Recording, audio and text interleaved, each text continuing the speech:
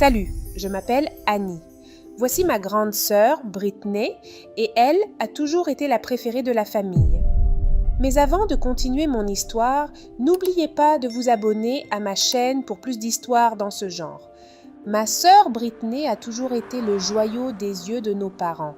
Dans la plupart des familles que je connaissais, c'était la Benjamine qui était choyée et surprotégée. C'était celle qui obtenait toujours un traitement de faveur parce qu'elle était la petite. Mais chez nous, c'était tout le contraire. Depuis que je me souviens, j'ai toujours été dans l'ombre de ma grande sœur. Britney, avec sa chevelure dorée et ses yeux pétillants, était toujours mise sur un piédestal. Tout ce qu'elle faisait était considéré comme exceptionnel. Elle était toujours le centre d'attention de mes parents. Ils avaient les yeux tout ronds quand ils lui parlaient. Elle ne se faisait jamais punir. Si jamais elle faisait une bêtise, nos parents trouvaient toujours une excuse pour elle. Si elle ramenait une bonne note à la maison, c'était la fête. Si je faisais de même, personne ne me regardait. Britney était littéralement tout pour mes parents. Au départ, je pensais que c'était normal d'être traitée ainsi par mes parents. Mais un jour, mon amie Jenny m'a invitée chez elle et j'ai vu comment ses parents la traitaient. L'atmosphère chez Jenny était si différente. Dès mon arrivée, j'ai vu les murs de leur maison couverts de photos de famille où Jenny et Laura, sa petite sœur, riaient avec leurs parents. Chez moi, il y avait seulement les photos de Britney sur les murs de notre maison. Jenny m'a présenté à ses parents et leur accueil a été incroyablement chaleureux. Annie, nous sommes tellement heureux de te voir. Jenny n'arrête pas de parler de toi, s'est exclamée Madame Wilson en me donnant un câlin, un geste que je n'avais pas reçu de ma propre mère depuis longtemps. Tandis que nous nous installions pour le dîner, j'ai observé attentivement chaque interaction.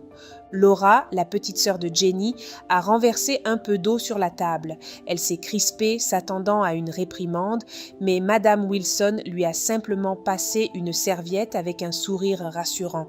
J'étais choquée. Chez moi, mes parents m'auraient crié dessus avant de me hurler de monter dans ma chambre.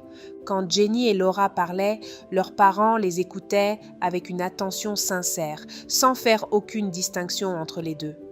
Le contraste avec ma propre maison était frappant. Après cette agréable soirée, je suis rentrée chez moi, le cœur lourd à l'idée de retrouver mon environnement familier. Dès que j'ai ouvert la porte, je suis tombée sur une scène typique.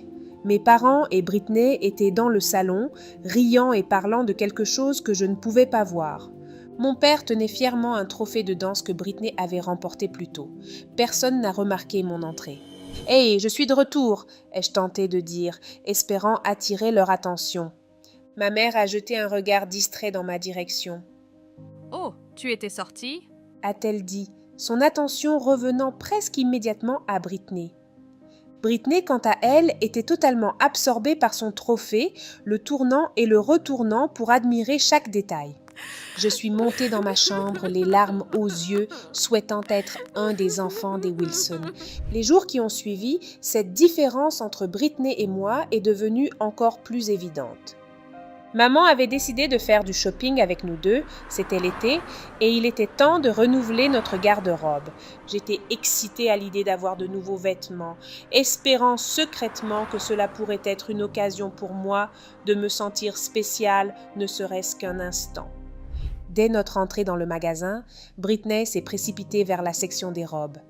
Elle a choisi les plus jolies, les plus chères, celles qui scintillaient sous les lumières du magasin. Maman l'encourageait à chaque choix, riant avec elle et lui disant à quel point elle serait jolie avec chacune d'elles.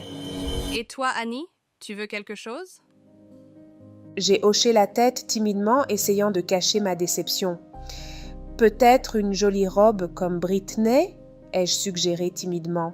« Pourquoi n'irais-tu pas voir du côté des promotions? Il doit y avoir de bonnes affaires. » J'ai suivi sa suggestion, même si mon cœur était lourd. J'ai parcouru les rayons, cherchant quelque chose qui pourrait me plaire, mais tout semblait fané et sans éclat comparé au choix de Britney. Finalement, mes yeux se sont posés sur une paire de baskets en promo, un peu usées sur les côtés. Ce n'était pas vraiment ce que je voulais, mais je savais que c'était probablement la seule chose que maman accepterait d'acheter pour moi. En sortant du magasin, Britney rayonnait, tenant fièrement ses nombreux sacs de vêtements. Maman parlait joyeusement avec elle, riant à ses blagues. Moi, je marchais derrière elle, tenant mon unique sac, contenant ses baskets que je n'aimais même pas vraiment. Je rêvais d'avoir une famille comme celle de Jenny. Chaque nuit, je priais secrètement pour que ma sœur commette une erreur, espérant que nos parents me remarquent enfin à sa place. Et un jour, j'ai cru que mon rêve se réalisait. Notre mère possédait un vase en porcelaine ancienne, un objet de famille qu'elle chérissait plus que tout. Ce jour-là, alors que Britney jouait distraitement avec une petite balle, elle l'a lancée sans faire attention, faisant tomber le précieux vase qui s'est brisé en 1000 morceaux. J'ai esquissé un sourire, pensant que cette fois, Britney serait enfin réprimandée. Mais lorsque nos parents sont accourus, alarmés par le bruit, Britney m'a rapidement jeté un regard accusateur avant de dire « C'est Annie. Elle a essayé de me prendre la balle et a fait tomber le vase. » Mes parents se sont tout de suite tournés vers moi, vers de colère. Je me suis sentie trahie. « Ce n'est pas vrai, c'est elle qui jouait près du vase. Je n'y suis pour rien. » ai-je protesté, mes yeux remplis de larmes. Mais nos parents n'ont rien voulu entendre. Ma mère, les mains tremblantes en ramassant les morceaux de son précieux vase, m'a lancé un regard de déception, tandis que mon père m'a ordonné d'aller dans ma chambre sans dîner. Une fois dans ma chambre, les larmes ont coulé librement. Pourquoi étais-je toujours la coupable? Pourquoi mes parents ne pouvaient-ils pas voir les ruses de Britney? Très en colère, j'étais bien décidée à me venger. Chaque jour, je cherchais des moyens de piéger Britney pour qu'elle soit enfin dans le collimateur de nos parents, tout comme je l'avais été. J'étais bouillante de rage. Et chaque matin, je me levais avec une nouvelle idée pour piéger Britney, pour lui faire goûter à ce que je ressentais constamment. Un jour, j'ai emprunté le rouge à lèvres favori de Britney et l'ai soigneusement étalé sur les murs de sa chambre, espérant que pour une fois, elle serait punie. Mais lorsqu'on a découvert la catastrophe, maman a pensé que Britney était malheureuse et lui a fait encore plus de cadeaux. C'était incroyable. Une autre fois, j'ai caché le devoir d'histoire de Britney, pensant que la voir obtenir une mauvaise note serait une douce vengeance. Mais, à mon grand désarroi, le professeur lui a accordé un délai supplémentaire.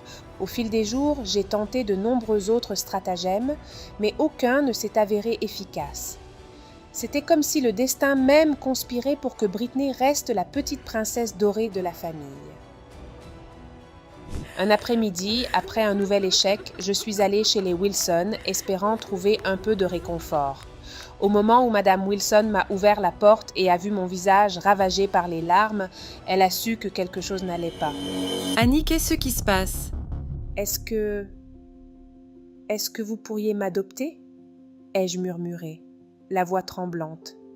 Sa surprise était palpable. « Pourquoi dis-tu une telle chose, ma chérie ?» Je lui ai tout raconté. Mes tentatives de piéger Britney, la trahison, le sentiment constant d'être l'enfant oublié. Madame Wilson m'a prise dans ses bras, me berçant doucement. Après quelques instants, elle a pris son téléphone et a appelé mes parents. Lorsqu'ils sont arrivés, une discussion intense a eu lieu. Madame Wilson a partagé tout ce que je lui avais confié, exprimant ses préoccupations. Mes parents semblaient abattus. Mon père a finalement pris une grande inspiration et a dit « Annie, nous sommes vraiment désolés. Nous n'avons jamais voulu te faire ressentir cela. » Ma mère a ajouté « Quand Britney était plus jeune, bien avant ta naissance, elle a eu un cancer. Elle a failli mourir, et depuis lors, sans même que nous nous en rendions compte, nous avons toujours eu tendance à la surprotéger. » J'étais sous le choc. Comment ne m'avait-il jamais parlé de cela?